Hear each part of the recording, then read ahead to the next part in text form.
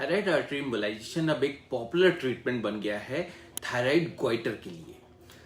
चाहे वो एक बिनाइन नोड्यूल हो जो थायराइड के एक लोब को इन्वॉल्व कर रहा हो और गले में सूजन करा रहा हो, या मल्टी नोडुलर गोइटर हो, मतलब बहुत सारी बिनाइन गांठें दोनों लोब्स ऑफ थायराइड को इन्वॉल्व कर रही हो।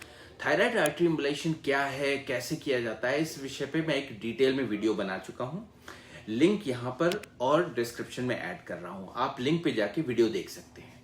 मैं डॉक्टर अरुण गुप्ता हूं और एक Delhi based interventional radiologist. Brief में बताऊं तो थायराइड आर्टरी एम्बोलाइजेशन एक नॉन सर्जिकल प्रोसीजर है जिसमें इंटरवेंशनल रेडियोलॉजिस्ट एंजियोग्राफी के माध्यम से थायराइड की खून की नसों को कुछ छोटे पार्टिकल से ब्लॉक कर देता है, जिससे थायराइड की गांठें 3 से 6 महीने में श्रिंक हो जाती है और गले की सूजन खत्म हो जाती है। थायराइड आर्टरी एम्बोलाइजेशन बहुत सी कंडीशंस में यूज किया जाता है, जैसे कि number 1 hyper functioning thyroid goitre, मतलब गोइटर के साथ थायराइड बहुत सारे थायराइड हार्मोन सिक्रीट कर रहा है और पेशेंट को इन हार्मोन्स की वजह से सिम्टम्स हो रहे हैं। और ये सिम्टम्स क्या होते हैं? यूजुअली पैल्पिटेशन, एंजाइटी, पसीना ज्यादा आना, वार्म स्किन, प्यास ज्यादा लगना, कमजोरी, ऐसे बहुत सारे सिम्टम्स होते हैं। Number 2 Graves disease. ये एक ऑटो इम्यून डिजीज है जिसमें हमारी बॉडी की इम्यूनिटी हमारी थायराइड को ही दुश्मन समझ लेती है और थायराइड की सेल्स के अगेंस्ट एक्शन लेने लगती है और बहुत सारा थायराइड हार्मोन सिक्रीट करने लगती है। और अगेन हाइपरथायराइडिज्म के सिम्टम जो मैंने अभी आपको बताए वो प्रेजेंट करता है। Number 3 follicular thyroid carcinoma. इसमें भी थायराइड आर्टरी एम्बोलाइजेशन का लिमिटेड रोल है। थायराइड आर्टरी एम्बोलाइजेशन का रोल होता है थायराइड हार्मोन्स को ज्यादा रिलीज करने वाली थायराइड सेल्स और नोड्यूल्स को किल कर देना। इस टेक्निक्स के फायदे हैं कि इसमें कंप्लीट थायराइडेक्टमी के कॉम्प्लिकेशंस नहीं होते। देखिए, थायराइडेक्टमी में 20 to 30% रिस्क होता है हाइपोकैल्सीमिया का, मतलब ब्लड में कैल्शियम लेवल कम हो जाए। 10% risk of recurrent laryngeal nerve, जिससे वॉइस चेंज हो जाती है, और गले में ऑफ कोर्स स्कार तो रहता ही है।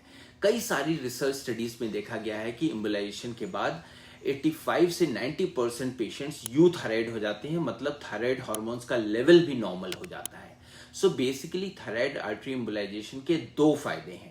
एक तो थायराइड ग्लैंड का गोइटर के साइज में सिग्निफिकेंट रिडक्शन होता है, जिससे गले की सूजन और स्वेलिंग खत्म हो जाती है। दूसरा, थायराइड हार्मोन्स अगर ज्यादा सिक्रेट हो रहे हैं और सिम्टम्स प्रोड्यूस कर रहे हैं तो थायराइड हार्मोन्स लेवल भी नॉर्मलाइज हो जाता है और थायराइड हार्मोन्स कम करने की दवाएं जो यूजुअली नियोमर्कोनाजोल के नाम से आती है उसकी जरूरत नहीं रहती या डोज काफी कम हो जाती है। सो थायराइड आर्टरी एम्बोलाइजेशन उन पेशेंट्स में कारगर है जिनका थायराइड फंक्शन नॉर्मल है और गले में कॉस्मेटिक प्रॉब्लम है या कॉम्प्रेसिव सिम्टम्स करा रहा है, और ऐसे पेशेंट्स में भी हेल्पफुल है जिनका थायराइड लेवल बढ़ा हुआ है। अब एक तीसरी कंडीशन आती है जब गोइटर के साथ पेशेंट हाइपोथायराइड हो और पेशेंट थायराइड सप्लीमेंट्स ले रहा हो, मतलब हार्मोन्स का लेवल कम है। ऐसे पेशेंट्स में भी थायराइड आर्टरी एम्बोलाइजेशन किया जा सकता है। यस, थायराइड आर्टरी एम्बोलाइजेशन के बाद शायद थायरोक्सिन की डोज बढ़ानी पड़े क्योंकि थायराइड सेल्स डिस्ट्रॉय हो रहे हैं। ग्रेव्स डिजीज में अगर thyroid hormones levels medically control नहीं हो रहा है तो थायराइड आर्टरी एम्बोलाइजेशन हेल्पफुल होता है और इसके सक्सेस रेट 85 to 90% देखे गए हैं।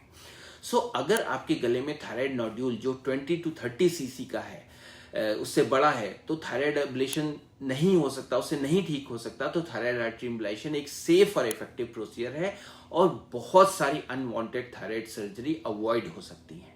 सो सेव योर थायराइड और गले के सूजन के बिना सर्जरी के आप निजात पा सकते हैं।